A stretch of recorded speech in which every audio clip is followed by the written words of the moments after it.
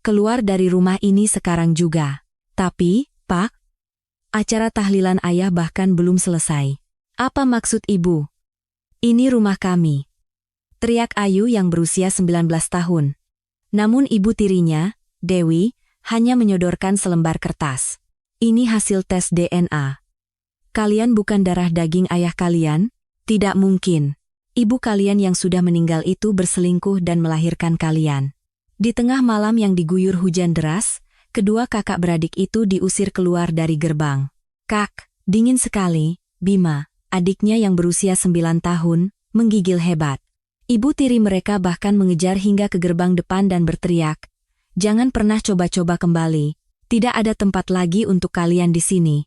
Saat itu, Bi Ijah, asisten rumah tangga yang telah bekerja lebih dari 30 tahun, berlari tergopoh-gopoh dan memberikan sebuah koper tua yang lusuh. "Neng Ayu, koper ini, jangan pernah Neng buka sampai Neng dewasa nanti. Jangan sekali-kali." Di tengah malam hujan, cobaan berat menimpa kakak beradik pewaris Nusantara Group. Apa sebenarnya isi di dalam koper tua yang diberikan oleh sang asisten rumah tangga? Sebelum cerita dimulai, jangan lupa untuk subscribe dan like video ini, dan semoga tahun-tahun yang akan datang membawa berkah bagi kita semua. Bahkan hingga saat meninggalkan area pemakaman, ibu tiri mereka, Dewi Ratna, terus menangis. Air mata yang jatuh di balik kerudung hitamnya tampak begitu memilukan, hingga para pelayat menggelengkan kepala, ikut merasa iba. Kehilangan suami di usia semuda itu, sungguh malang nasib wanita itu, pikir mereka. Ayu Lestari yang berusia 19 tahun menyaksikan dengan jelas bagaimana Dewi terus-menerus menyeka sudut matanya dengan sapu tangan sambil terisak-isak. Karena itulah, Ayu sempat berpikir, setidaknya wanita ini memang mencintai ayah. Mungkin dia mau menerima kami yang tidak punya hubungan darah dengannya pun karena cintanya pada ayah. Sambil menggenggam erat tangan kecil adiknya, Bima Prakasa yang berusia 9 tahun, Ayu benar-benar meyakini hal itu hingga saat ia melangkah masuk melalui pintu utama rumah mewah mereka di kawasan Menteng. Namun, saat lampu foyer dinyalakan, jejak air mata di wajah ibu tirinya lenyap seketika. Seolah-olah, bersamaan dengan tombol lampu, ia telah mengenakan wajah orang lain. Tatapan sedih yang ia tunjukkan di pemakaman tadi sirna tanpa bekas, dan sorot matanya yang menatap Ayu kini begitu dingin, bahkan terasa kejam. Seolah ia sedang melihat kerikil di jalanan. Atau lebih tepatnya, serangga yang harus diinjak hingga mati. Sandiwara sudah selesai. Sekarang waktunya beres-beres. Ayu tidak percaya dengan apa yang didengarnya. Sandiwara? Apakah isak tangisnya di depan peti jenazah, ayah barusan, kesedihannya di hadapan para pelayat, semuanya hanya sandiwara? Bahkan sebelum ia sempat bertanya, "Apa maksud ibu?" Dewi menjentikan jarinya. Tiba-tiba, beberapa pria berbadan tegap dengan setelan hitam muncul dan menghalangi jalan kakak beradik itu. "Kalian berdua, keluar dari rumah ini." Satu kalimat dingin itu membuat punggung Ayu terasa membeku. "Keluar? Ini di mana?" Ini adalah rumah tempat ia dilahirkan dan dibesarkan selama 19 tahun. Rumah di mana kamarnya berada, barang-barangnya tersimpan, dan peninggalan almarhumah ibu kandungnya ada. Mengapa ia disuruh keluar dari rumah ini? Sebelum Ayu sempat membuka mulut, para pengawal itu mendorong bahu kakak beradik itu dengan kasar. Terhuyung-huyung hingga ke depan pintu, hawa dingin dari lantai marmer menembus kaus kaki tipis Ayu. Ibu tirinya perlahan mendekat. Suara hak tingginya yang mengetuk lantai marmer menggema dingin di foyer yang kosong. Ia melemparkan sebuah amplop kokelat ke kaki Ayu. "Ini hasil tes DNA. Hubungan darah tidak cocok. Kalian bukan keturunan Surya Wijaya." Selembar kertas meluncur keluar dari amplop. Dengan tangan gemetar, Ayu buru-buru memungutnya. Tetapi istilah hukum dan angka-angka di atasnya tampak kabur dan sulit dibaca. Hanya 3 kata yang menancap di pandangannya. Hubungan darah negatif. Sekuat apapun ia mengerjapkan mata, tulisan itu tidak mau hilang. "Apa maksud Anda?" "Ayah adalah ayah kandung kami," teriak Ayu sekuat tenaga. Namun, ibu tirinya hanya tersenyum sinis. Sudut bibirnya yang terangkat miring tampak begitu kejam. "Ibu kalian yang sudah meninggal itu berselingkuh dan melahirkan kalian. Ayah kalian telah dibohongi sampai hari kematiannya." Seketika, kepala Ayu terasa kosong. Di tengah kesedihan mendalam karena kematian mendadak ayahnya, ini adalah pukulan yang terlalu berat. Ia ingin bernapas, tetapi dadanya sesak. Ia ingin mengatakan sesuatu, tetapi lidahnya terasa keluh. Di sampingnya, Bima gemetar sambil mencengkeram rok kakaknya, tetapi Ayu bahkan tidak punya kekuatan untuk memeluk adiknya. Cepat keluar dari rumah ini. Suara tajam ibu tirinya menggema di seluruh ruangan. Tunggu sebentar. Izinkan saya mengambil barang-barang dari kamar saya. Saat Ayu melangkah menuju tangga, lengan kekar seorang pengawal menghalanginya. Dari belakang, suara ibu tirinya melesat seperti pisau. Semua barang di atas itu dibeli dengan uang Tuan Surya. Kalian datang dengan tangan kosong, jadi pergilah dengan tangan kosong. Datang dengan tangan kosong? Ayu lahir di rumah ini. Di kamarnya di lantai atas, ada harta karun yang ia kumpulkan satu persatu sejak kecil. Hadiah yang diberikan ayah setiap ulang tahun, album kelulusan SD, buku harian, dan yang paling berharga, peninggalan ibu kandungnya. Cincin yang selalu dipakai ibunya, selendang yang masih beraroma khas ibunya, surat-surat dengan tulisan tangan ibunya. Disuruh pergi dengan tangan kosong meninggalkan semua itu, saat Ayu mencoba melangkah maju lagi, seorang pengawal mendorong bahunya dengan keras. Ayu kehilangan keseimbangan dan terhuyung. "Kakak!" teriak Bima dengan suara ketakutan. Barulah saat itu Ayu menatap wajah adiknya. Anak kecil berusia 9 tahun, yang hari ini baru saja menguburkan ayahnya, kini ketakutan akan kehilangan satu-satunya kakak yang ia miliki. Tangan kecilnya yang mencengkeram rok Ayu tampak pucat dan gemetar. Ayu mengertakkan gigi dan menggenggam tangan adiknya. Lalu, ia menatap lurus ke arah ibu tirinya dan berkata, "Tes DNA bisa dilakukan lagi. Ini pasti rekayasa. Saya pasti akan membuktikannya." Ibu tirinya tertawa kecil. Tawa itu terdengar begitu santai, seolah ia sedang melihat semut yang merayap di bawah kakinya. "Silakan saja. Mau dites berapa kali pun, hasilnya akan sama. Ibumu yang sudah menipu ayahmu." Dua orang pengawal mendekat, satu memegang lengan Ayu, yang lain memegang bahu kecil Bima. Saat pintu utama terbuka, angin malam yang dingin menembus jaket tipis mereka. Di tengah suhu yang menusuk tulang, kedua kakak beradik itu didorong keluar. "Dingin, Kak. Dingin sekali," kata Bima dengan suara gemetar. Ayu memeluk adiknya dan menoleh ke belakang, tetapi pintu kayu yang berat itu sudah tertutup. Blam! Suara pintu yang tertutup berat menandakan rumah tempat ia tinggal selama 19 tahun telah tertutup selamanya di hadapannya. Kakak beradik itu berjalan terseok-seok melintasi taman menuju gerbang utama. Namun, bahkan jalan menuju gerbang pun terhalang. Gerbang besi itu tertutup dengan suara keras. Dan dari interkom terdengar suara ibu tirinya. "Jangan pernah coba-coba kembali. Tidak ada tempat lagi untuk kalian di sini." Klik. Sambungan terputus. Bahkan belum 2 jam sejak jenazah ayah mereka dikebumikan, Ayu yang berusia 19 tahun dan Bima yang berusia 9 tahun telah terlempar ke jalanan di tengah malam yang dingin dan hujan. Hujan turun semakin deras, dan angin kencang menembus pakaian tipis mereka hingga ke tulang. Memunggungi tempat yang beberapa saat lalu adalah rumah mereka, kakak beradik itu saling berpelukan sambil menggigil. Tidak ada tempat untuk pergi. Tidak ada orang untuk diandalkan. Tidak ada sepeser pun uang di saku mereka, bahkan tidak ada mantel untuk menghangatkan badan. Sambil memeluk adiknya yang berusia 9 tahun, Ayu berpikir di tengah badai hujan yang memutih. "Apa yang harus kulakukan sekarang? Apa salah kami? Ayah? Kenapa ayah pergi begitu cepat? Kenapa ayah meninggalkan kami sendirian?" Tetapi tidak ada yang menjawab. Hujan semakin lebat. Tidak tahu harus kemana.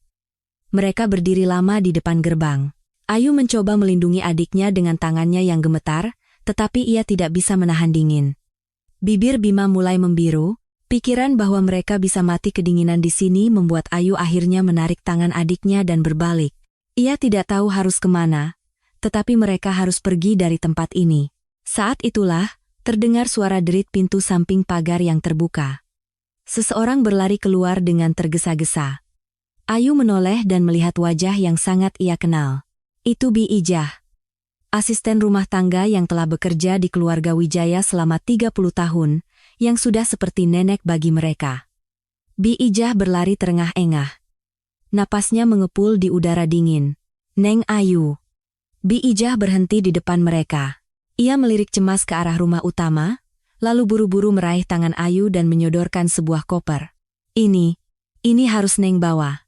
Ayu tidak mengerti. Koper itu sudah tua dan usang.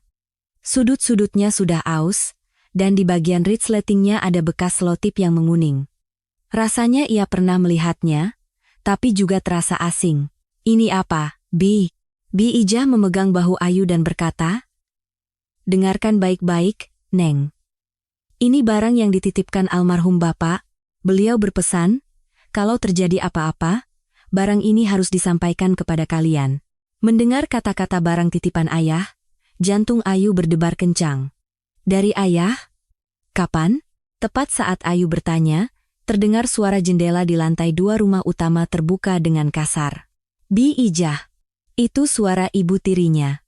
Teriakan tajamnya menggema di halaman yang diguyur hujan. "Cepat buang bungkusan sampah itu dan masuk. Ngapain lama-lama di luar, Be itu dingin?" Ibu tirinya melihat ke arah koper itu dengan kening berkerut. Tampaknya ia hanya berpikir Bi Ijah sedang memberikan beberapa potong pakaian untuk anak-anak itu. Bi Ijah menunduk ke arah rumah utama dan menjawab, "Iya, Bu, saya segera masuk." Lalu, sambil berpura-pura berbalik, ia mendekat ke arah Ayu. Tangan Bi Ijah mendekat ke telinga Ayu. Dengan bibir yang nyaris menyentuh, suara gemetarnya berbisik, "Ingat baik-baik, jangan tunjukkan pada siapapun. Dan jangan pernah membukanya sampai Neng dewasa nanti. Mengerti? Ayahmu berpesan begitu. Ingat itu, jangan dibuka sampai dewasa." Apa sebenarnya isi koper ini? Sebelum Ayu sempat bertanya, Bi Ijah sudah berbalik dan berlari menuju pintu samping. Tepat sebelum pintu tertutup, Bi Ijah menoleh sekali lagi, matanya berkaca-kaca, entah itu permintaan maaf, atau harapan agar mereka bisa hidup dengan baik. Semua kata yang tak terucap terangkum dalam tatapan itu. Pintu samping pun tertutup. Ayu menatap koper di pelukannya. Tua, lusuh, dan terlihat seperti sampah. Tetapi, ini adalah pening. Satu kalimat itu menyalakan kehangatan kecil di sudut hatinya yang membeku. "Kak, itu apa?" tanya Bima sambil sesenggukan. Ayu tidak menjawab, hanya memeluk koper itu lebih erat. Apapun isinya, jika ini adalah barang terakhir dari ayah, ia harus menjaganya seperti nyawanya sendiri. Ayu kembali menggenggam tangan adiknya. "Ayo, Bima." Tidak tahu kemana tujuan mereka, kakak beradik itu mulai berjalan. Sambil menapaki jalanan yang basah kuyup, Ayu mencengkeram pegangan koper lebih kuat. Ujung jarinya terasa beku, tetapi ia tidak bisa melepaskannya. "Kak," kata Bima sambil berjalan, "kira-kira ayah meninggalkan apa ya untuk kita? Apa di surga sana ayah masih ingat kita?" Ayu menoleh ke adiknya. Di mata anak berusia 9 tahun itu, air mata menggenang. Betapa menakutkannya hari ini baginya. Menguburkan ayah. Tiba-tiba diusir dari rumah. Dan terdampar di jalanan yang dingin ini. Namun, yang ia tanyakan adalah apakah ayah masih mengingat mereka. Ayu berhenti dan berjongkok di depan adiknya. Dengan tangan telanjang, ia menangkup pipi Bima dan berkata, "Tentu saja. Ayah akan selalu ada di samping kita. Dan ayah akan melindungi kita. Koper ini buktinya."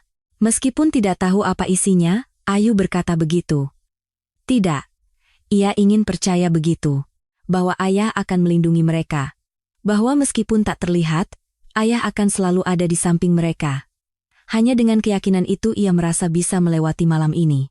Kakak beradik itu kembali berjalan, menembus malam yang kelam dan hujan, tanpa tujuan. Sambil memeluk sebuah koper tua, seolah itu adalah tali penyelamat hidup mereka. 3 tahun telah berlalu. Malam itu, di tengah hujan badai, kakak beradik yang tersesat di jalanan itu secara ajaib berhasil bertahan hidup. Mereka tinggal beberapa hari di rumah singgah, beberapa minggu di penampungan sementara dari dinas sosial, dan Ayu, di usianya yang ke-19, mencari pekerjaan apapun yang bisa ia lakukan. Mencuci piring di warteg, menjadi kasir minimarket shift malam, loper koran subuh, hingga menjadi buruh di pabrik garmen. Tangannya melepuh, lututnya lecet, dan punggungnya terasa seperti akan patah, tetapi Ayu tidak pernah beristirahat sehari pun. Ia tidak bisa. Di belakangnya, ada seorang adik yang harus ia lindungi. Hari seorang Ayu yang kini berusia 22 tahun dimulai pukul 5 pagi. Di kamar kontrakan sempit berjamur di sebuah gang kumuh, yang atapnya bocor setiap kali hujan dan dindingnya lembab di musim kemarau, Ayu membuka matanya. Badannya terasa berat, tetapi matanya terbuka dengan sendirinya bahkan sebelum alarm berbunyi. Itu sudah menjadi kebiasaan. Mengenakan seragam kerja pabrik yang usang, membasuh muka dengan air dingin, dan tanpa bercermin, ia langsung menuju pintu. Di usianya yang ke-22, gadis-gadis sebayanya berdandan, mengenakan pakaian cantik, dan menikmati kehidupan kampus, tetapi bagi Ayu, semua itu adalah cerita dari dunia lain. Sebelum keluar, Ayu meletakkan sebungkus mie instan di atas meja, untuk sarapan Bima nanti. Lalu, ia menyelinap ke kamar adiknya yang masih tertidur dan merapikan selimutnya. Di wajah Bima yang kini berusia 12 tahun, ada bayangan kesedihan yang tidak sesuai dengan usianya. 3 tahun lalu, ia adalah anak yang selalu tertawa riang, tetapi sekarang, ia sepertinya sudah lupa cara tertawa. Pukul 8 malam, setelah selesai bekerja di pabrik, Ayu pulang membawa sebuah kantong plastik. Isinya adalah nasi bungkus sisa dari warung langganannya. Makanan yang hampir basi atau tidak laku, yang seharusnya dibuang.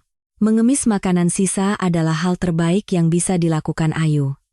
Bagi mereka, tanggal kedaluarsa tidak ada artinya. Selama bisa mengisi perut yang lapar, itu sudah lebih dari cukup. 1 bungkus nasi dibagi 2 untuk makan malam bersama adiknya, adalah hidangan termewah di dunia. Malam itu, Ayu memberikan Bima sebuah buku pelajaran baru. Uang itu ia sisihkan dengan susah payah dari gaji bulan ini. Dengan melewatkan 1 kali makan dan mengurangi porsi di waktu makan lainnya, ia berhasil mengumpulkan Rp50.000. Mata Bima membulat. "Kak, ini kan mahal. Kakak dapat uang dari mana?" "Nggak mahal, kok. Kamu fokus belajar saja. Urusan uang biar kakak yang urus." Ayu berpura-pura cuek dan berjalan ke dapur kecil mereka. Sebenarnya, ia tidak ingin bertatapan dengan adiknya. Melihat tatapan terima kasih di mata Bima mungkin akan membuatnya menangis. Saat itu, dari televisi tua di sudut ruangan, terdengar suara pembawa berita. Berita selanjutnya. Dewi Ratna, CEO Nusantara Group, dianugerahi penghargaan pengusaha tahun ini. Tangan Ayu berhenti. Jantungnya terasa seperti berhenti berdetak. Ia menoleh. Dan di layar kaca, terlihat wajah yang sangat ia kenal. Ibu tirinya. Wanita yang 3 tahun lalu, di tengah malam hujan, mengusir mereka ke jalanan, kini tersenyum cerah di layar kaca. Mengenakan gaun mewah, kalung berlian, dan mengangkat piala berkilauan dengan kedua tangannya, ia tersenyum ke arah kamera. Blitz kamera menyala, tepuk tangan bergemuruh, dan ucapan selamat mengalir. Di atas panggung yang gemerlap itu, ibu tirinya tampak seperti orang paling bahagia di dunia. "Saya bisa sampai di sini berkat meneruskan wasiat almarhum suami saya. Saya yakin, suami saya sedang mengawasi dari surga. Penghargaan ini saya persembahkan untuknya." Piring di tangan Ayu nyaris jatuh. Tangannya gemetar hebat. Wasiat suami, wanita yang bahkan tidak mendampingi suaminya yang sekarat dan mengusir anak-anaknya ke jalanan begitu pemakaman selesai, kini berbicara tentang suaminya di depan kamera. Mata Ayu memerah karena amarah. Wanita itu tersenyum begitu gemerlap di sana, menerima tepuk tangan, penghargaan, dan pujian, sementara ia di sini mengisi perut dengan makanan sisa. Rasanya begitu tidak adil dan menyakitkan. Giginya bergemeletuk. "Kak," panggil Bima pelan. Saat menoleh, adiknya juga sedang menatap layar televisi. Di mata anak berusia 12 tahun itu, terpancar kemarahan yang dingin. Orang itu, suatu saat pasti akan dapat balasan, kan? Tuhan melihat semuanya. Tuhan tahu. Ayu tidak menjawab. Ia mematikan televisi. Bahkan setelah layar menjadi gelap, senyum cerah ibu tirinya masih terbayang di benaknya. Tidak hilang meski ia memejamkan mata. Malam itu, setelah Bima tertidur, Ayu menatap koper yang tergeletak di sudut kamar. Masih sama seperti 3 tahun lalu. Koper imigrasi tua, resletingnya ditempel selotip, sudut-sudutnya lembab karena kelembapan, tetapi Ayu tidak pernah sekalipun membukanya. Koper yang diberikan Bi Ijah dengan tergesa-gesa malam itu. Jangan dibuka sampai dewasa. Ini yang akan menyelamatkan Neng dan Aden. Ayu telah memegang teguh pesan itu selama 3 tahun. Bahkan sekarang, di usianya yang ke-22, ia belum berani membukanya. Ada banyak sekali momen di mana ia ingin membukanya. Tetapi setiap kali tangannya terulur, ketakutan yang tak bisa dijelaskan menahannya. Bagaimana jika isinya kosong? Bagaimana jika harapan yang kuyakini selama ini ternyata hanya koper kosong? Ketakutan itulah yang menghentikannya. Ayu berjongkok di depan koper itu dan mengelus permukaannya yang usang. Ujung jarinya merasakan tekstur kain yang kasar. Ayah, aku akan bertahan sedikit lebih lama. Sedikit lagi, kata-kata itu hanya bergema di dalam hatinya. Beberapa hari kemudian, pemilik kontrakan datang. Suara pintu yang digedor dengan kasar membuat Ayu membukanya. Bapak pemilik kontrakan berdiri di sana dengan wajah masam. Mbak Ayu, bulan depan uang jaminan naik 5 juta, ya. Kalau tidak bisa, silakan kosongkan kamar. Ayu hanya bisa menatapnya dengan pandangan kosong. 5 juta rupiah? Gaji sebulannya hanya 2 juta rupiah. Setelah membayar sewa, listrik, air, dan membeli perlengkapan sekolah Bima, uang yang tersisa hanya beberapa ratus ribu. Dari mana ia bisa mendapatkan 5 juta rupiah? Uang itu sama mustahilnya dengan 500 juta baginya. Pemilik kontrakan berbalik tanpa menunggu jawaban. Waktunya 1 bulan? Blam. Pintu ditutup. Ayu bersandar di dinding dan terduduk lemas. Pandangannya gelap. Jika diusir dari kamar ini, mereka harus kembali ke jalanan. Kembali ke malam 3 tahun lalu yang penuh badai, di mana ia berjalan tanpa tujuan sambil menggandeng tangan Bima. Malam itu ia tidak bisa tidur. Ia terus membalikkan badan, dan setiap kali membuka mata, sudah pukul 3, 4, 5 pagi. Saat memejamkan mata, angka 5 juta rupiah muncul di langit-langit, disusul wajah tersenyum ibu tirinya. Dan hawa dingin dari malam badai itu merayap di punggungnya. Keesokan paginya, Ayu memaksa tubuhnya yang lelah untuk bangun dan membangunkan adiknya. Memberinya makan, mengirimnya ke sekolah, lalu menyeret tubuhnya yang berat ke pabrik. Karena tidak tidur semalaman, pandangannya kabur. Suara mesin terdengar jauh, dan panggilan teman kerjanya terdengar 1 ketukan lebih lambat. Saat jam makan siang berlalu, teleponnya berdering. Melihat nomor yang tertera di layar, jantungnya mencelos. Nomor sekolah Bima. Dengan wali dari siswa Bima Prakasa, Bima pingsan di kelas tadi, sekarang ada di UKS. Sepertinya harus dibawa ke rumah sakit. Ayu nyaris menjatuhkan teleponnya. Pingsan? Bima? Tanpa melepas seragam kerjanya, ia berlari keluar dari pabrik, terus berlari. Ongkos taksi terasa mahal, tetapi ia tidak punya waktu untuk memikirkannya. Sesampainya di sekolah, Bima terbaring di ranjang UKS dengan wajah pucat. Wajah pucat pasi, bibir membiru. Ayu menggenggam tangan adiknya. Dingin seperti es. Guru UKS mendekat dengan hati-hati dan berkata, kondisi gizinya sangat buruk. Apa anak ini makan dengan benar di rumah? Ayu tidak bisa menjawab. Mie instan yang ia siapkan pagi tadi bahkan tidak dimakan. Anaknya berbohong, bilang tidak apa-apa, tidak lapar, dan akhirnya pingsan seperti ini. Air mata Ayu mengalir deras. Selama 3 tahun ia berusaha tidak menangis di depan adiknya. Tetapi kini air matanya tidak bisa dibendung. Dalam perjalanan pulang dari rumah sakit setelah Bima mendapat infus, Bima menarik lengan baju Ayu. Kak, apa kita tidak boleh membuka koper ayah? Mungkin ada sesuatu di dalamnya. Mungkin ada uang? Langkah Ayu terhenti. Selama 3 tahun, kata-kata yang tidak pernah ia ucapkan kini diucapkan lebih dulu oleh adiknya. Hati Ayu goyah, betapa sulitnya hidup bagi anak berusia 12 tahun ini, hingga ia berani meminta membuka koper yang bahkan kakaknya tidak berani sentuh. Mungkin memang ada sesuatu di dalamnya. Sesuatu yang bisa dijual. Sesuatu yang bisa membayar tagihan rumah sakit dan uang jaminan kontrakan. Tetapi Ayu menggelengkan kepala. Tunggu sebentar lagi, kakak akan cari cara. Kakak pasti akan cari cara. Meskipun berkata begitu, Ayu tahu. Ia sudah tidak punya jalan keluar lagi. Uang jaminan 5 juta, tagihan rumah sakit, tunggakan listrik. Kata-kata akan cari cara tidak akan pernah bisa menyelesaikan masalah-masalah yang sudah mencekik lehernya. Malam itu, setelah Bima tertidur, Ayu kembali menatap koper di sudut ruangan.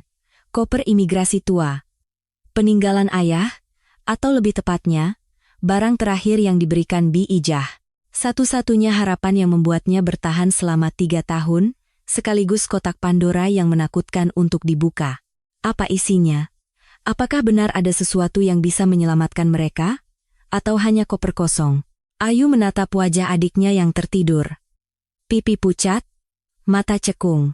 Anak berusia 12 tahun yang pingsan karena kurang gizi. Tidak, mereka tidak bisa hidup seperti ini lagi. Tangan Ayu perlahan terulur ke arah koper. Tepat sebelum ujung jarinya menyentuh, jantungnya berdebar kencang. Ia takut. Tetapi ada sesuatu yang lebih besar dari rasa takut. Keharusan untuk melindungi adiknya.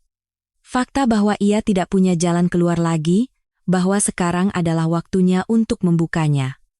Jari-jarinya menyentuh resleting tua itu. Beberapa hari kemudian, Ayu berdiri di koridor rumah sakit. Kondisi Bima tidak membaik. Gizi buruk ditambah anemia, dokter menggelengkan kepala dan berkata ia perlu dirawat inap setidaknya selama seminggu. Perlu infus, suntikan vitamin, dan makanan bergizi untuk memulihkan tubuhnya. Ayu mengangguk dan keluar dari ruang rawat. Di loket administrasi, ia menerima tagihan biaya rawat inap. 12 juta rupiah, pandangannya menjadi gelap. 12 juta? Jumlah itu lebih besar dari saldo di rekeningnya. Sejujurnya, di rekeningnya bahkan tidak ada 3 juta rupiah. Ayu meremas kertas tagihan itu dan keluar dari rumah sakit. Langkahnya terasa berat. Di mana mencari uang? Pinjaman tidak mungkin. Tidak ada orang yang bisa dipinjami. Di sakunya hanya ada beberapa lembar uang 10 ribuan yang kusut.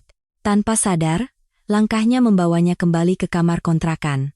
Saat membuka pintu, koper di sudut ruangan menarik perhatiannya. Koper imigrasi tua yang tidak pernah ia buka selama 3 tahun.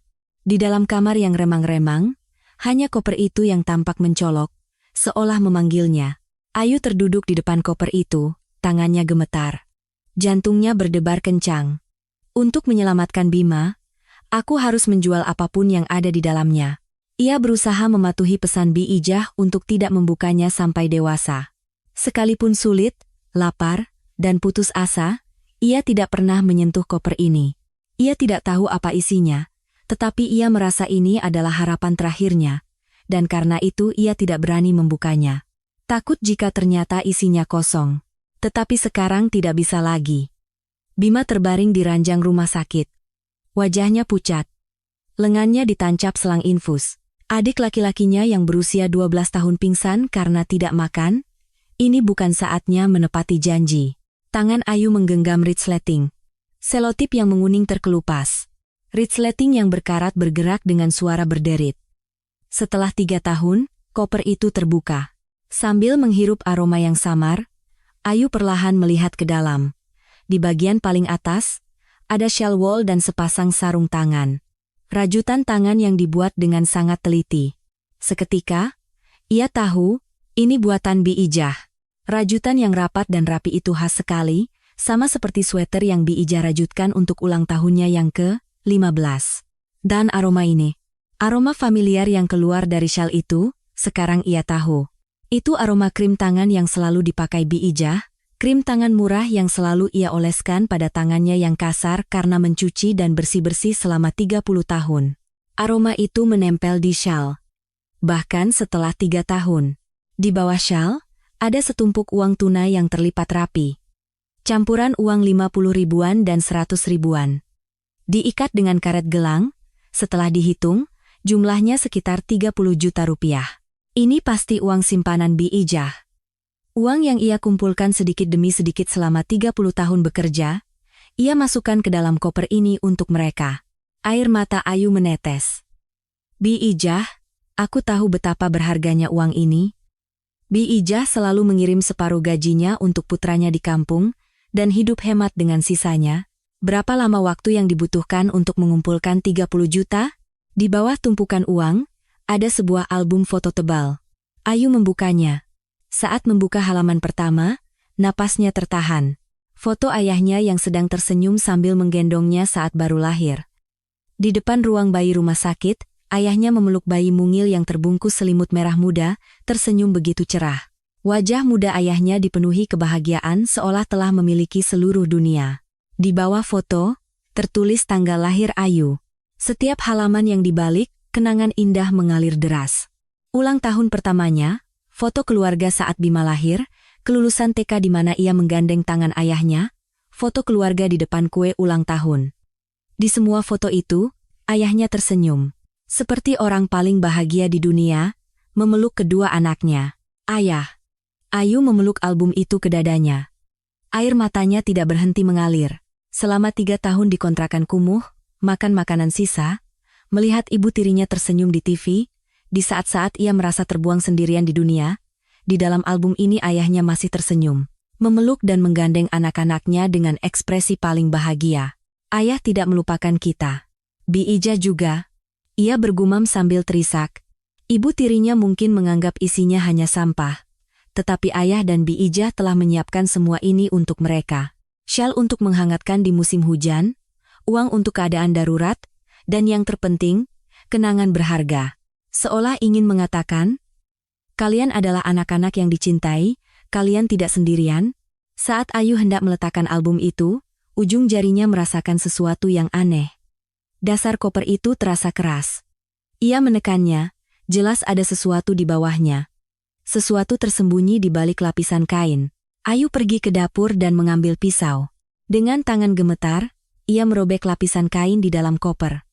Dari dalamnya, keluar beberapa benda yang dibungkus rapat dengan plastik kedap air. 3 amplop dokumen dan sebuah hard drive eksternal. Jantung Ayu berdetak lebih cepat. Apa ini? Kenapa disembunyikan serapat ini? Dengan tangan gemetar, ia membuka amplop pertama. Di dalamnya ada selembar dokumen resmi. Hasil pemeriksaan DNA. Mata Ayu terpaku pada kolom hasil. Jantungnya serasa berhenti. Probabilitas hubungan biologis antara Surya Wijaya dengan Ayu Lestari dan Bima Prakasa adalah 99,99%. Di sudut kertas, tertempel sebuah catatan kecil. Tulisan di atasnya adalah tulisan tangan ayahnya. Ayu, Bima. Ayah siapkan ini untuk berjaga-jaga. Siapa tahu suatu hari nanti kalian akan membutuhkannya. Ayu meremas dokumen itu dan jatuh terduduk. Ayahnya tahu. Ia sudah tahu apa yang akan dilakukan ibu tirinya jika ia meninggal. Karena itu, ia menyiapkan dokumen asli ini sebelumnya. Dokumen yang dilemparkan ibu tirinya 3 tahun lalu adalah palsu, dan ini adalah aslinya. Ayahnya telah melihat jauh ke depan, bahkan setelah kematiannya, dan meninggalkan senjata untuk melindungi anak-anaknya. Ayah. Ayu memeluk dokumen itu dan menangis terseduh-seduh.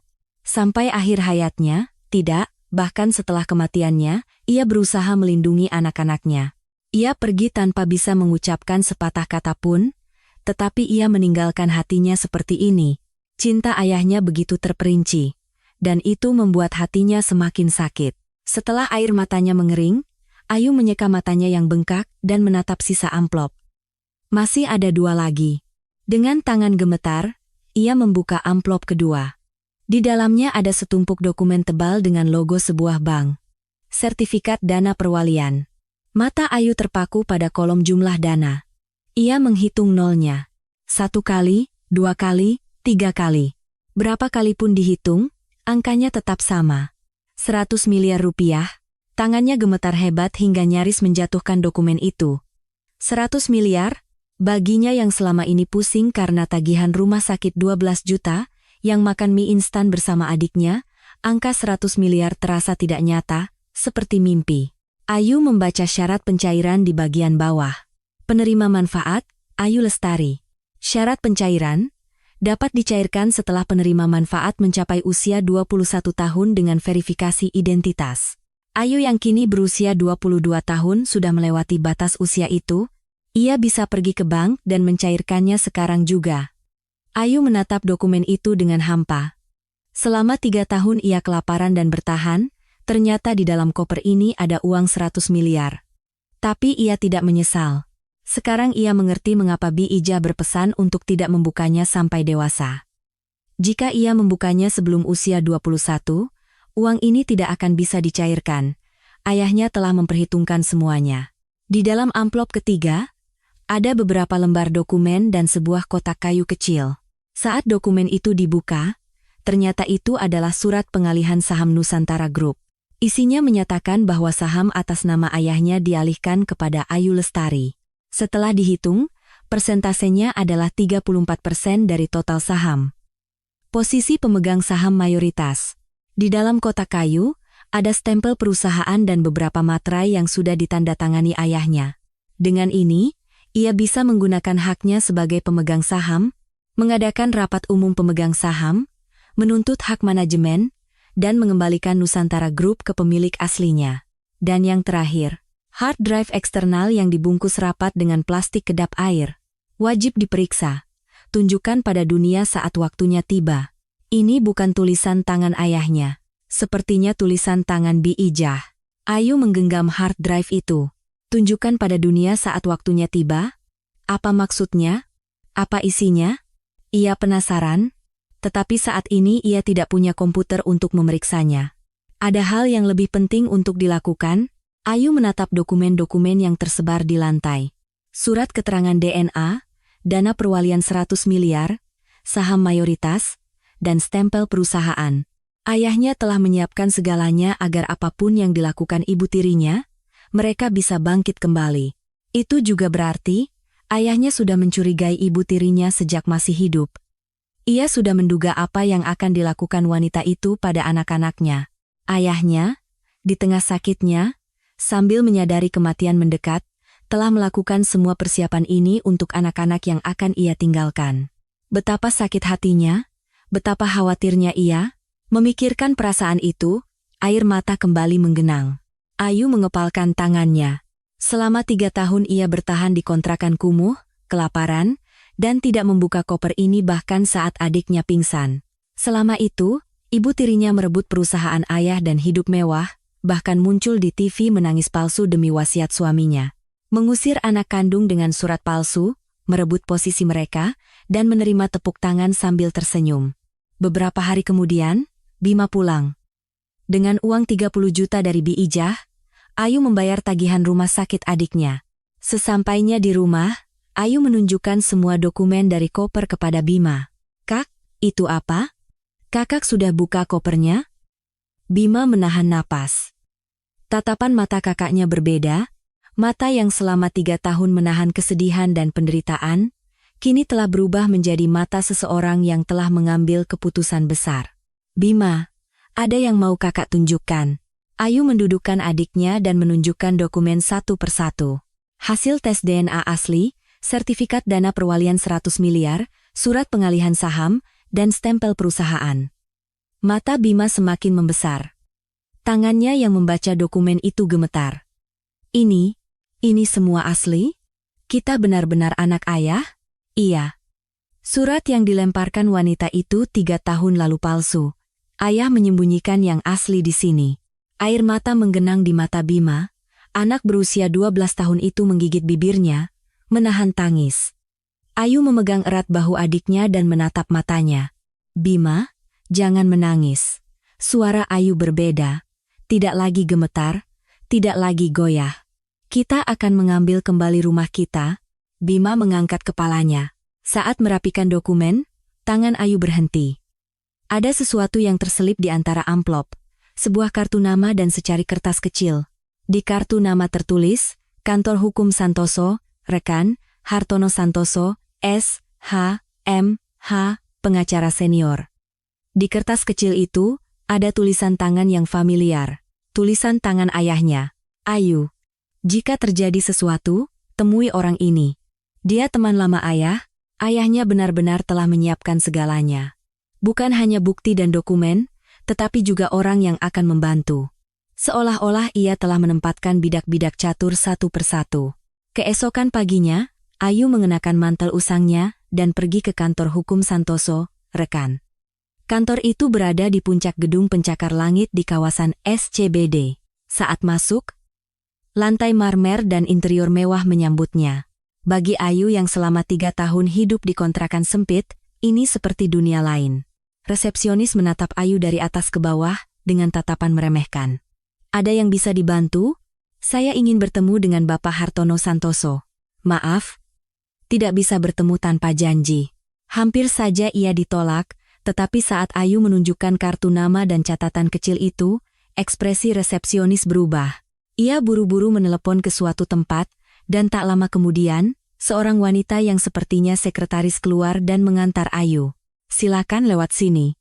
Setelah melewati koridor, mereka tiba di depan ruang kerja pengacara senior.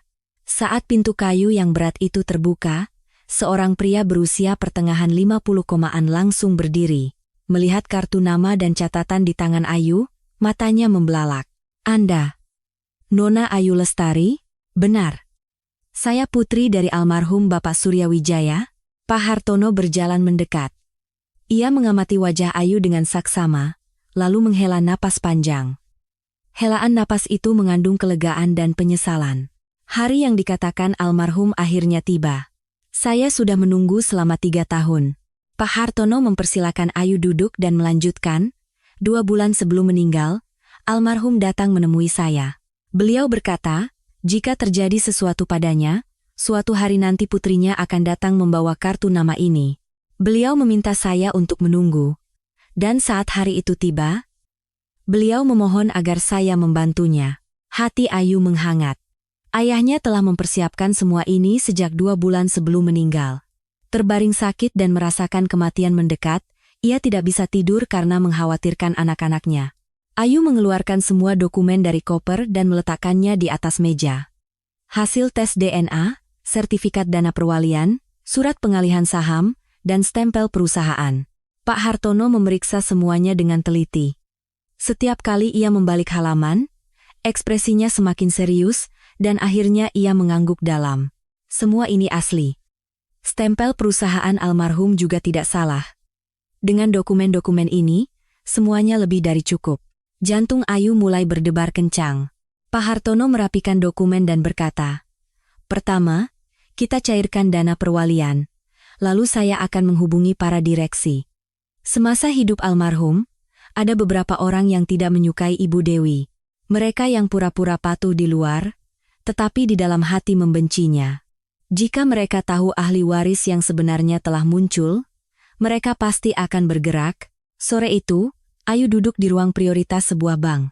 Tangannya terus gemetar saat mengurus pencairan dana, menandatangani formulir, menunjukkan KTP, melewati proses verifikasi identitas. Semuanya terasa seperti mimpi. Pencairan selesai. Silakan diperiksa. Ayu membuka buku tabungan yang diberikan petugas bank. Angka-angka itu terlihat jelas. 9 angka 0, dan angka 1 di depannya. 100 miliar rupiah. Rasanya tidak nyata. Kemarin ia masih pusing karena tagihan rumah sakit 12 juta, hari ini ia memiliki 100 miliar. Tangannya yang memegang buku tabungan gemetar hebat. Tetapi tidak ada waktu untuk terhanyut. Banyak hal yang harus dilakukan. Keesokan harinya, Ayu berdiri di depan cermin. Ia telah menanggalkan seragam pabriknya yang usang. Sebagai gantinya, ia mengenakan setelan kelas atas yang dibuat khusus di sebuah butik rekomendasi Pak Hartono. Blas sutra hitam, blazer biru tua, dan celana panjang yang pas di badan. Rambutnya yang kusut ditata rapi, dan kukunya yang kasar dibersihkan. Sosok di cermin terasa asing. Itu adalah dirinya 3 tahun lalu, putri sulung keluarga Wijaya, tetapi terlihat lebih kuat. 3 tahun kelaparan, kedinginan, dan penderitaan telah menghapus jejak kekanak-kanakan dari wajahnya. Sebagai gantinya, ada keteguhan yang hanya dimiliki oleh orang yang telah melewati badai kehidupan, tatapan matanya tajam dan penuh tekad. Ayu berkata pada bayangannya di cermin, "Sekarang, ayo kita mulai." Beberapa hari kemudian, atas prakarsa Pak Hartono, sebuah pertemuan rahasia diadakan, di ruang pribadi sebuah restoran mewah di pinggiran Jakarta. 5 direksi inti Nusantara Group berkumpul. Mereka adalah para direktur senior yang telah memimpin perusahaan sejak zaman ayahnya. Wajah mereka semua menunjukkan keraguan. Mereka tidak bisa percaya bahwa putri almarhum Surya masih hidup sebelum melihatnya dengan mata kepala sendiri. Pintu terbuka, dan saat Ayu masuk, semua mata tertuju padanya. Seseorang terdengar menahan napas. Di wajah Ayu, mereka melihat bayangan almarhum Surya Wijaya. Ayu berdiri di depan meja dan menyebarkan dokumen-dokumen itu. Hasil tes DNA, sertifikat dana perwalian, surat pengalihan saham, dan stempel perusahaan. Para direksi mengambilnya satu persatu.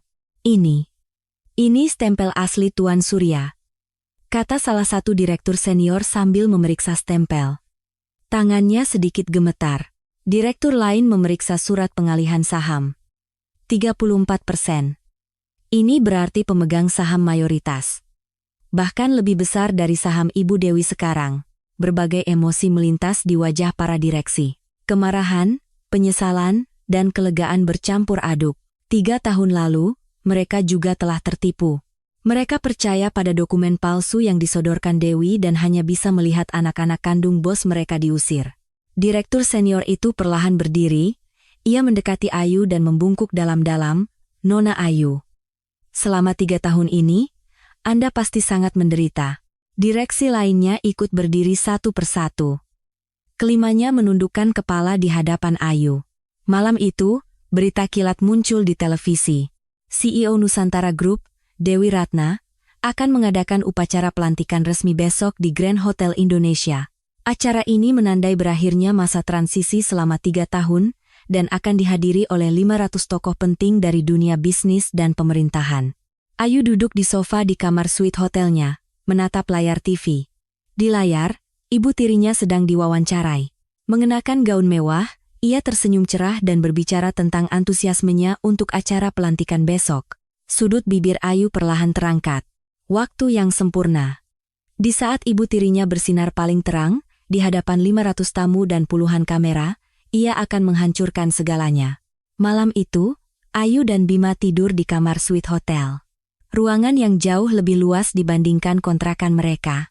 Ranjang ukuran king, kamar mandi marmer, dan pemandangan malam kota Jakarta dari balik jendela kaca besar.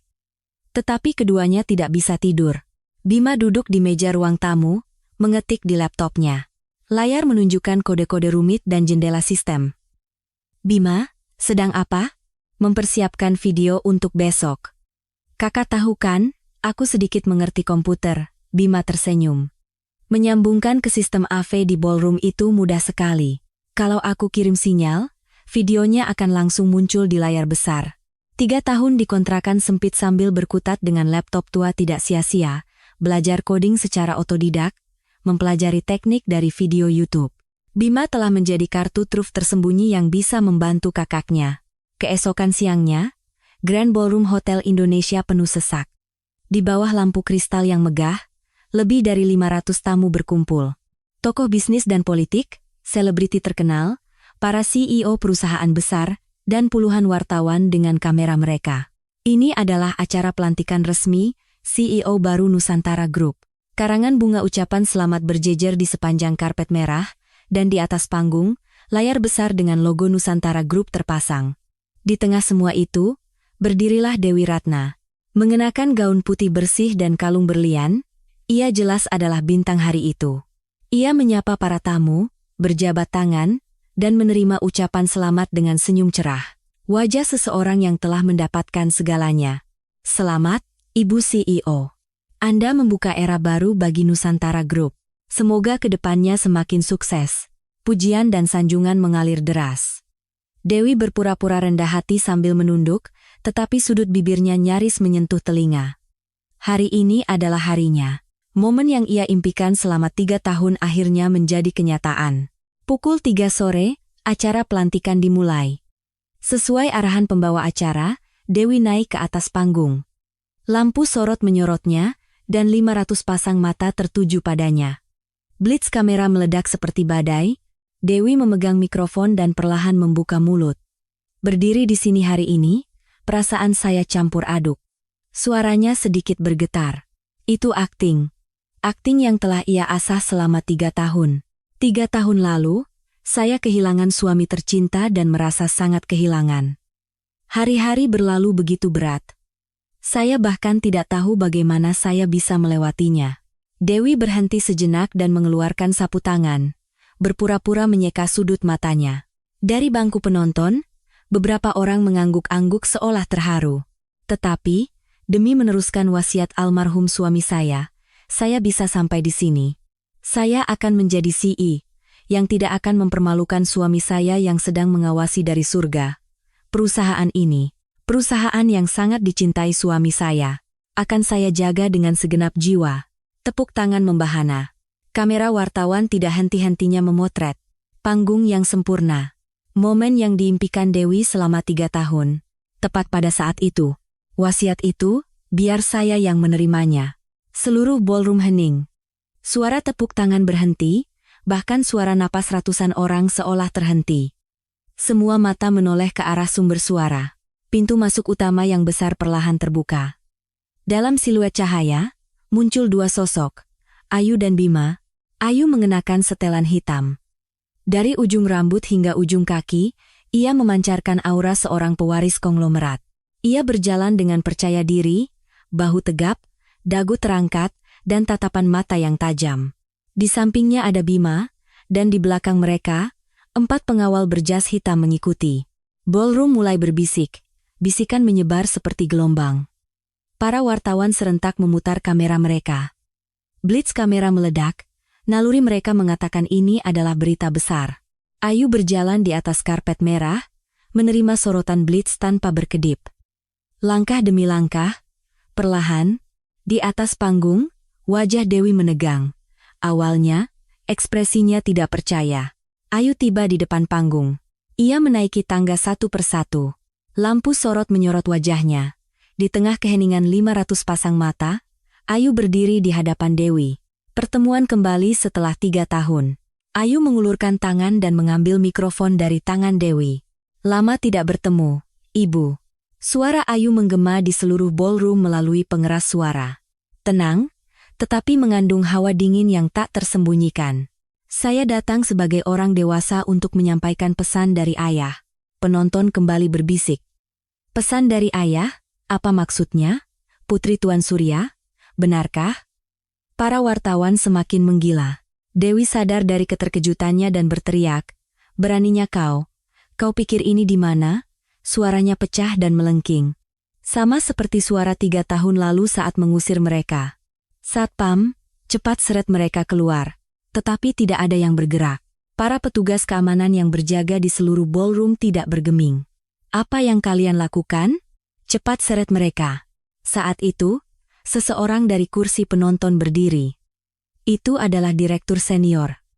Orang kepercayaan ayahnya yang semalam menundukkan kepala di hadapan Ayu. Ia berkata dengan jelas, "Tim keamanan sudah diganti, Ibu Dewi." Ibu Dewi. Bukan CEO.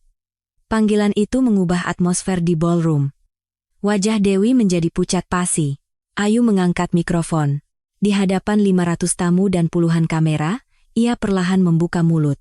Suaranya tenang, tetapi terdengar jelas hingga ke sudut-sudut ballroom. "Ada sesuatu yang ingin saya tunjukkan pada Anda semua." Ayu memberi isyarat ke arah penonton. Bima duduk di barisan depan. Dengan tablet di pangkuannya, ia menunggu sinyal dari kakaknya. Tangan Ayu perlahan terangkat.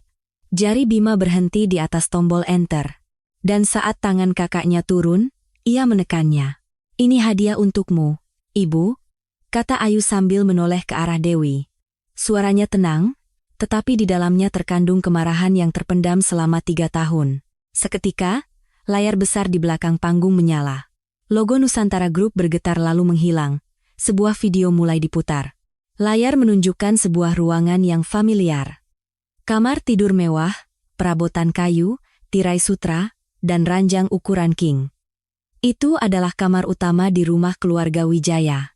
Di sudut kanan bawah layar, tertera tanggal, 3 tahun lalu, tepat pada hari ayahnya meninggal.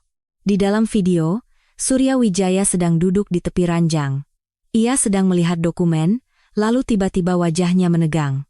Ia mencengkeram dadanya, jarinya merobek kancing kemejanya. Wajahnya memerah, lalu pucat seketika. Tubuhnya tertekuk ke depan dan jatuh dari ranjang ke lantai. Serangan jantung. Almarhum Tuan Surya meronta-ronta kesakitan di lantai. Ia berusaha bernapas, tetapi sepertinya udara tidak masuk. Wajahnya semakin membiru. Penonton mulai resah. Apa itu? Tuan Surya pingsan? Di dalam video, Tuan Surya yang terbaring di lantai mengulurkan tangannya yang gemetar. Di meja samping ranjang, ada tombol darurat. Tombol merah yang jika ditekan akan memanggil petugas keamanan. Jari-jarinya yang gemetar dengan susah payah meraih tombol itu. Sedikit lagi. Saat itu, pintu kamar terbuka. Dewi masuk. Suara napas tertahan terdengar dari berbagai sudut. Di dalam video, Dewi tidak bergerak. Ia hanya berdiri di ambang pintu, menatap suaminya yang terkapar kesakitan. Jari Tuan Surya hampir menyentuh tombol darurat. Ujung jarinya nyaris menyentuh tombol itu, mengerahkan sisa tenaganya. Pada saat itu, Dewi berjalan perlahan, suara hak tingginya yang mengetuk lantai terdengar dari video. Lalu, Dewi menendang tombol darurat itu dengan kakinya, menjauhkannya. Tangan Tuan Surya menggapai udara kosong. Tombol yang tadinya bisa ia jangkau, kini jauh di sana. Ballroom membeku. Apa-apaan itu? Kenapa tombolnya ditendang? Suara-suara terkejut mulai terdengar. Mas, sakit ya? Suara Dewi dari video menggema di ballroom. Sudah. Pejamkan mata saja dengan tenang. Jangan dipaksa. 500 tamu menahan napas. Lalu Dewi mengeluarkan dokumen dari laci. Ia mendekati suaminya yang terbaring dan berlutut. Ia meraih tangan suaminya yang kesadarannya mulai memudar, dan dengan paksa membuka jarinya. Tinggal cap jempol di sini. Nanti aku biarkan kamu pergi dengan tenang. Ia menekan jari suaminya dengan paksa ke atas dokumen. Memaksa cap jempol pada surat wasiat palsu. Tuan Surya mencoba melawan, tetapi ia sudah tidak punya tenaga. Dewi melipat surat itu dan memasukkannya ke dalam bajunya, sambil bergumam, perusahaan ini, aku yang akan meneruskannya dengan baik, sayang. Video berakhir. Layar menjadi hitam. Tetapi ballroom tidak sunyi. Setelah keheningan yang mencekam, kekacauan meledak. Gila! Teriak seseorang. Teriakan itu menjadi pemicu. Ballroom menjadi lautan kemarahan. Orang sekarat malah disuruh cap jempol. Dibiarkan begitu saja tanpa ditolong. Itu pembunuhan. Para wartawan menggila, menekan tombol kamera tanpa henti. Blitz kamera menerangi ballroom. Acara pelantikan ini disiarkan langsung. Saat ini, seluruh bangsa sedang menyaksikan video ini. Ayu mengangkat mikrofon. 3 tahun lalu, ayah saya bisa diselamatkan. Suara Ayu tidak bergetar. Jika saja dia memanggil ambulans, jika saja tombol darurat itu ditekan, ayah saya mungkin masih hidup. Ayu melangkah maju. Wajah Dewi pucat pasi. Keringat dingin mengalir di gaun putihnya. Kalung berliannya bergetar. Topeng sempurna yang ia pertahankan selama 3 tahun mulai retak. Ayu menunjuk ke layar dan berteriak. Wanita ini bukan janda yang meneruskan wasiat suaminya. Dia adalah pembunuh yang membiarkan suaminya mati. Ballroom meledak. Para tamu berdiri dari kursi mereka dan berteriak. Para wartawan mengerumuni Dewi, memberondongnya dengan pertanyaan. Ibu Dewi, tolong jelaskan tentang video ini. Apa benar Anda membiarkan suami Anda? Anda mengakui pemalsuan surat wasiat? Dewi mundur selangkah demi selangkah. Mikrofon direbut, video diputar, dan di tengah hujan tuduhan, Dewi hancur total. Topeng kebohongan yang ia rajut dengan susah payah selama 3 tahun hancur berkeping-keping. Saat itu, pintu ballroom kembali terbuka. Orang-orang berjaket hitam masuk berbaris. Mereka mengenakan rompi bertuliskan polisi, penyidik dari Mabes Polri. Lebih dari 10 petugas masuk dengan teratur. Para tamu yang gaduh menyingkir, membuka jalan. Penyidik utama berjalan ke panggung, menghampiri Dewi. Ia menatap mata Dewi dan berkata, Saudari Dewi Ratna, Anda kami tangkap atas dugaan pembunuhan, pemalsuan dokumen, dan penggelapan. Ikut kami. Wajah Dewi pucat seperti mayat. Ia mundur hingga hak tingginya tersangkut di tepi panggung dan terhuyung. Aku CEO Nusantara Group. Beraninya kalian menangkapku. Tetapi penyidik itu tidak bergeming. Lepaskan aku. Teriak Dewi, tetapi para petugas tidak bergerak. Kedua lengannya dipegang dan ia diseret turun dari panggung. Hak tingginya tersangkut di tangga. Rambutnya yang tertata rapi terurai menutupi wajahnya. Citra anggun yang ia pertahankan selama 3 tahun hancur dalam sekejap. Lepaskan. Aku CEO Nusantara Group. Dewi meronta-ronta saat diseret keluar dari ballroom. Kalung berliannya berkilauan di bawah lampu. Tetapi pemandangan itu jauh dari mewah, justru menyedihkan. Para wartawan mengikutinya. Blitz kamera tidak berhenti menyala. Bahkan saat diseret keluar pintu, Dewi terus berteriak, "Itu semua bohong. Rekayasa. Aku CEO-nya." Pintu tertutup. 500 tamu berdiri terpaku. Mereka tidak percaya dengan apa yang baru saja terjadi. Datang untuk mengucapkan selamat, malah menyaksikan adegan penangkapan. "Kak," suara Bima terdengar dari belakang. Ayu menoleh. Bima berdiri di sana, menangis. Air mata mengalir deras dari mata adiknya yang berusia 12 tahun. "Kak, kita berhasil mendapatkan rumah kita kembali," kata Bima dengan suara gemetar. Mata Ayu juga berkaca-kaca. Air mata yang ia tahan selama 3 tahun akhirnya tumpah. "Iya, kita berhasil." Ayu mendekati adiknya dan memeluknya erat. Bima juga membalas pelukan kakaknya. Di tengah ballroom yang kacau, kakak beradik itu saling berpelukan dan menangis. Ayah melindungi kita, Kak," isak Bima. "Bahkan setelah meninggal, setelah 3 tahun, ayah terus melindungi kita." Ayu mengelus kepala adiknya dan mengangguk. Tenggorokannya tercekat, tidak bisa berkata-kata. Ia hanya bisa terus mengangguk. "Ya, ayah yang melindungi kita. Ayah kita." 3 tahun lalu, di tengah badai hujan, ada kakak beradik yang menggigil sambil memeluk sebuah koper tua. Anak-anak yang diusir dalam semalam, tanpa tujuan, mereka bertahan hidup dengan makanan sisa, tinggal di kontrakan berjamur, dan mengertakkan gigi bahkan saat sang adik pingsan. Tetapi mereka tidak menyerah. Mereka percaya pada hadiah terakhir yang ditinggalkan ayah dan bertahan selama 3 tahun. Menepati janji untuk tidak membukanya, percaya bahwa suatu hari waktunya akan tiba, dan hari ini, mereka merebut kembali semua yang telah dirampas. Sambil memeluk adiknya, Ayu memejamkan mata. "Ayah, aku sudah melakukannya. Aku sudah menyampaikan pesan ayah. Sekarang, bolehkah kami pulang?"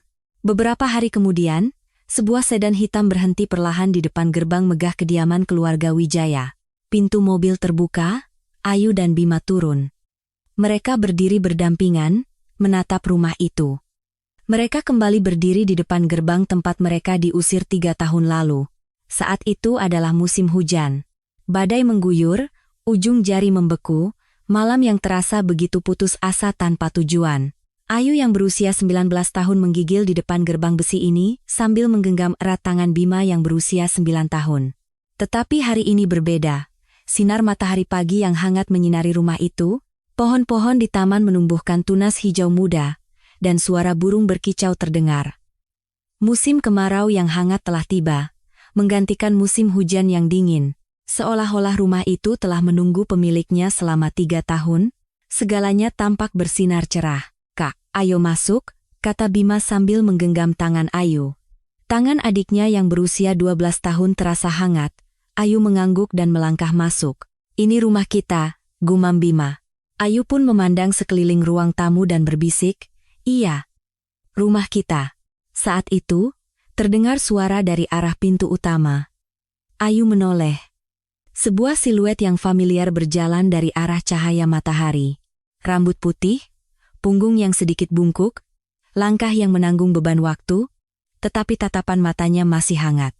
Itu Bi Ijah, orang yang memberikan koper tua itu di malam badai 3 tahun lalu. Orang yang berlari keluar dari pintu samping untuk menghindari mata ibu tiri, dan dengan tangan gemetar memberikan koper itu sambil berpesan, "Jangan dibuka sampai dewasa. Ini yang akan menyelamatkan Neng dan Aden." Suara itu masih terngiang jelas. Setelah diusir oleh Dewi, Bi Ijah ternyata bersembunyi di suatu tempat di pedesaan. Pak Hartono yang berhasil menemukannya. Ia tinggal di sebuah desa kecil, bertani. Bi Ijah menatap Ayu dan Bima. Matanya berkaca-kaca. "Neng Ayu, Aden Bima." Suaranya bergetar. "Kalian tumbuh sehat dan begitu hebat." Kalimatnya tidak selesai. Air mata mengalir dari matanya yang berkerut. Ayu mendekat lebih dulu dan memeluk Bi Ijah. Punggung yang bungkuk itu terasa lebih kecil dari yang ia bayangkan. Wanita yang selama 30 tahun bekerja tanpa bisa menegakkan punggungnya ini telah mempertaruhkan nyawanya untuk memberikan koper itu. "Terima kasih, Bi," suara Ayu juga bergetar.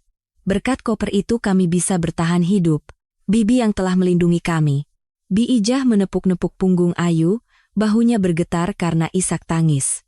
Tangannya kasar dan kapalan, tetapi sentuhannya adalah yang terhangat di dunia. Neng Ayu yang hebat, bisa bertahan selama 3 tahun sambil melindungi Aden. Bima juga berlari dan memeluk Bi Ijah. Mereka bertiga berdiri di ruang utama dan menangis untuk waktu yang lama. Berbagi kehangatan yang tidak bisa mereka bagi selama 3 tahun. Di bawah lampu kristal, sinar matahari pagi masuk, dan bayangan mereka bertiga menyatu di lantai marmer. Meskipun tidak sedarah, mereka adalah keluarga. Malamnya, mereka bertiga duduk di meja makan yang besar. Bi Ijah meletakkan lauk di piring Ayu dan Bima. Seperti dulu, setiap pagi, Bi Ijah selalu melakukan itu. Ayu menyendok sesendok sop buntut dan memasukkannya ke mulut. Kuah panasnya mengalir di tenggorokannya. Gurih, kaya rempah, namun memiliki rasa yang dalam. Mata Ayu berkaca-kaca. Ya, ini rasanya. Nasi bungkus sisa, mie instan, atau makanan kantin pabrik tidak akan pernah bisa menggantikan rasa ini. Masakan tangan Bi Ijah yang ia makan sejak kecil. Bima juga menyuap nasi dengan lahap. Enak Bi. Enak sekali. Bi Ijah tersenyum dan menambahkan nasi ke piring Bima. Makan pelan-pelan, Den. Nanti tersedak. Mereka bertiga makan sambil tertawa. Di bawah lampu kristal yang mewah, menyantap sop buntut sederhana, makan malam ini terasa lebih kaya daripada hidangan mahal manapun di restoran mewah. Malam itu, Ayu berdiri di ruang gantinya. Pakaian dan tas bermerek berjejer rapi. Tetapi pandangan Ayu tidak tertuju pada barang-barang itu. Ia menatap sebuah benda yang diletakkan di dalam etalase kaca di tengah ruangan. Sebuah koper imigrasi tua. Sudutnya aus, bekas lotip masih menempel, dan pernah lembab karena air. Siapapun yang melihatnya akan menganggapnya sampah yang harus dibuang. Tetapi bagi Ayu, koper ini lebih berharga dari barang mewah manapun, lebih berkilau dari berlian manapun. Koper yang berisi cinta terakhir ayahnya. Ayu meletakkan tangannya di atas etalase kaca. Di balik kaca yang dingin, ia bisa melihat kain koper yang usang itu. Malam-malam di mana ia tidur sambil memeluk koper ini terlintas di benaknya. Hari-hari di mana ia mengertakkan gigi menahan godaan untuk membukanya. Terima kasih, Ayah, bisiknya pelan. Suaranya bergetar. Ayah yang telah melindungi kami. Sampai akhir. Bahkan setelah tiada, Ayah terus ada di samping kami. Dari jendela, terlihat langit malam. Bintang-bintang berkelip. Mungkin ayahnya sedang mengawasi dari atas sana.